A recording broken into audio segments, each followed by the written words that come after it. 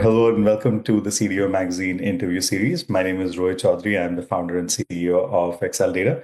Today, I have the pleasure of interviewing Atul Dalmia, who is the Chief Analytics Officer for Morgan Stanley Wealth Management. Atul, welcome. Thank you, Rohit. Thank you so much for having me. Very excited about having this conversation.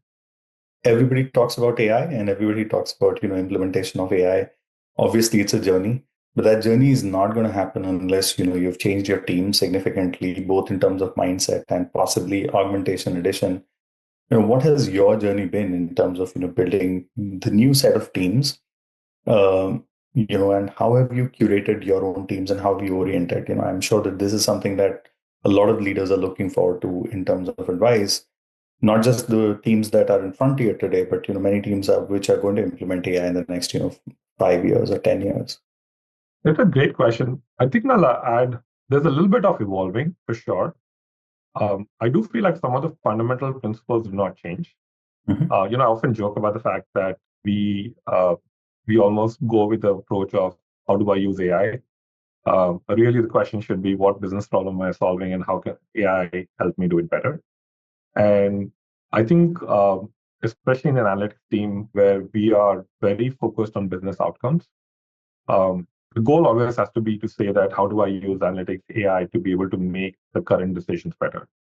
So I currently lead about a 150-person team, which is spread globally.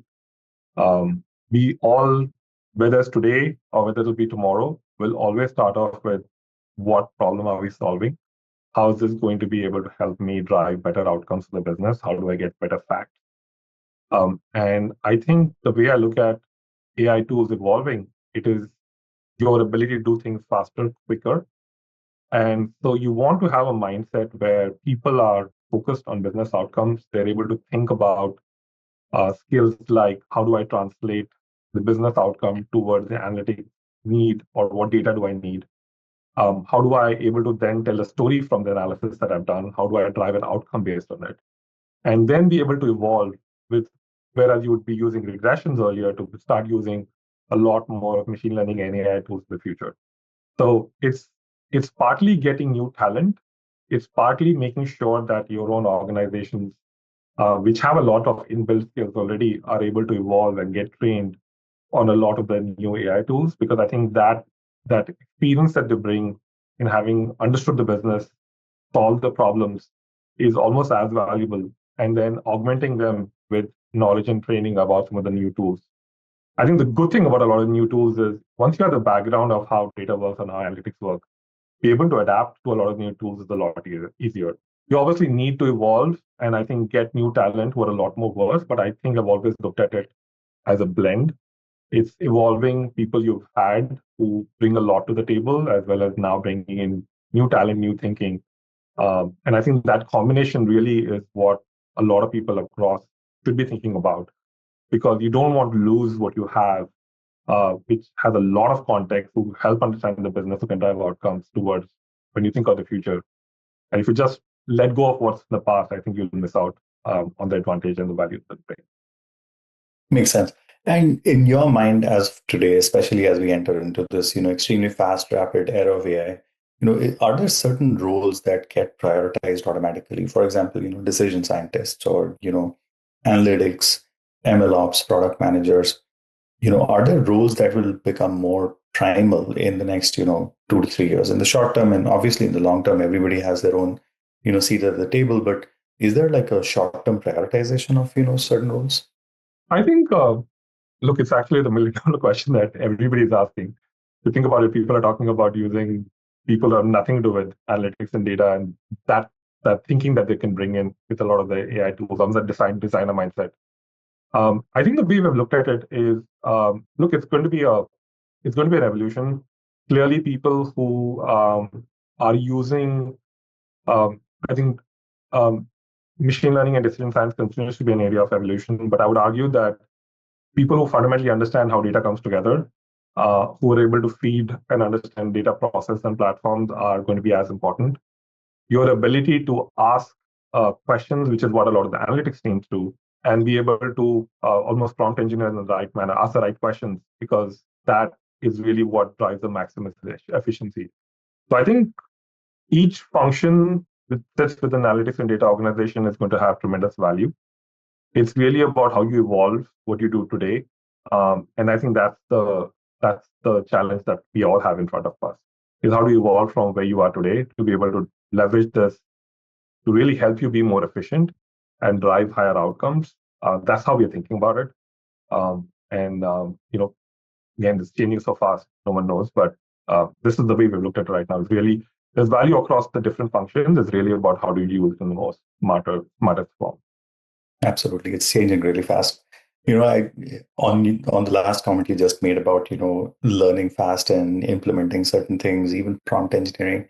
Can you walk me through your own evolution in terms of how have you evolved your leadership style?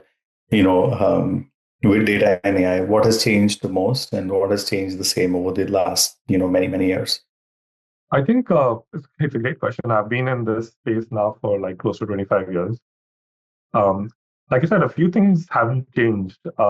You still, as someone who's part of an organization, you're still solving the fundamental business need. And so to understand how does the business work, I don't think that'll change. Um, how do you get insights, analytics, and facts and use AI to be able to drive outcomes? I don't think that's going to change. How do you then translate what you've come up with to be able to drive an outcome, to be able to explain it back to senior leadership? I don't think that's fundamentally going to change. What has obviously changed and evolved is the tools and technology that goes within it. Is the way in which you're able to use that information to create higher efficiency, to be able to create much better outcomes, um, is where the trick is. I often tell people like the worry is not that uh, that we'll be doing. The idea of doing more work is today what can take us. I have a question today of what we're trying to solve. Today it might take 3 or 4 days to get an answer because we are going with traditional techniques of getting the data, running the model, pulling the analysis, pulling it in Excel. In the future, everybody should be able to get the same level of information I get today in a much Sure. faster manner.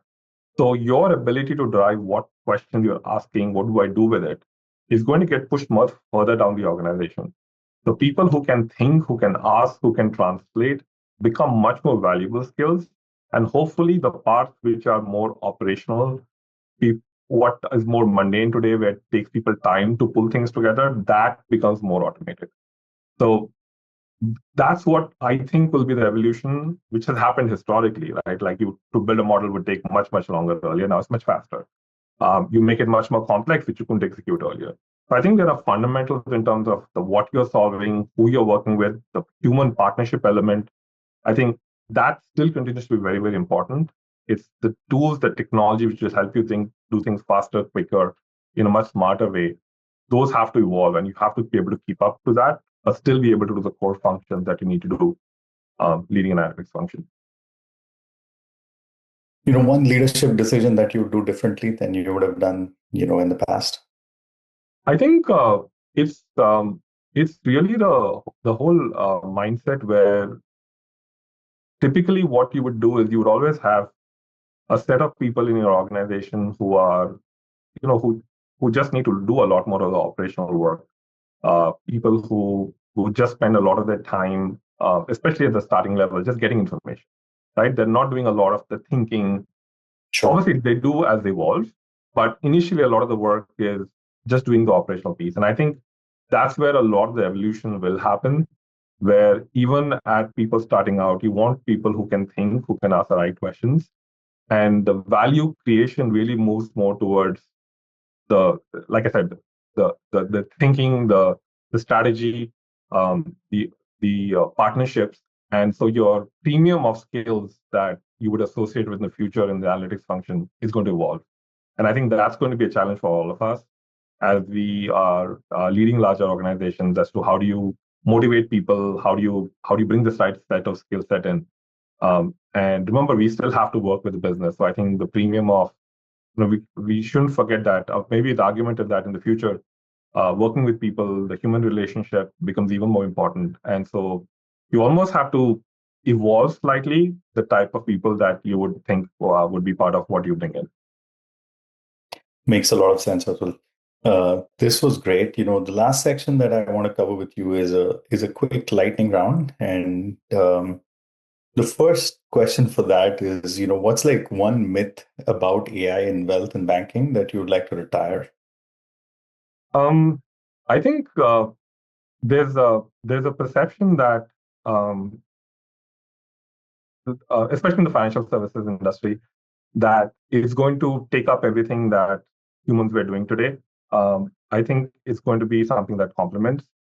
And we've always had evolution of technology over time, and every time that happens, people think that humans are going to be replaced, and we are still here. So I think the perception that AI is going to take over everything that humans do, I think it's good. That's great to hear from you. One metric that you would bet your next 12 months on.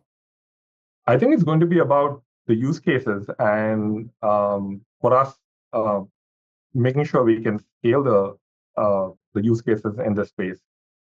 Because at the end, a lot of the successes that people have spoken about have been around efficiencies, but you want to be able to generate revenue and commercial outcomes. And I think that will be the success metric over the next 12, 24 months, not just for us, but for everybody else, able to generate and show that investment in AI can lead to strong commercial outcomes. Makes sense. Last one, one habit that keeps your analytics org extremely outcome driven. I think it's the first question that I mentioned, which is, what are you solving for? What's the business problem at hand? I think the day we start thinking and chasing the technology, that'll be the failure for us. It's always, what are we solving for? What will it drive? And then how much lift is using this technology giving versus what you could have done in a much simpler manner. So it's always outcomes and what problem are you solving for? This has been great, Atul. Thank you so much for doing this with us today. It was an absolute pleasure hosting you, and I look forward to doing this again with you sometime soon. Thank Thank you, you so Rohit. much. Great conversation. For more interviews and insights, please visit cdomagazine.tech.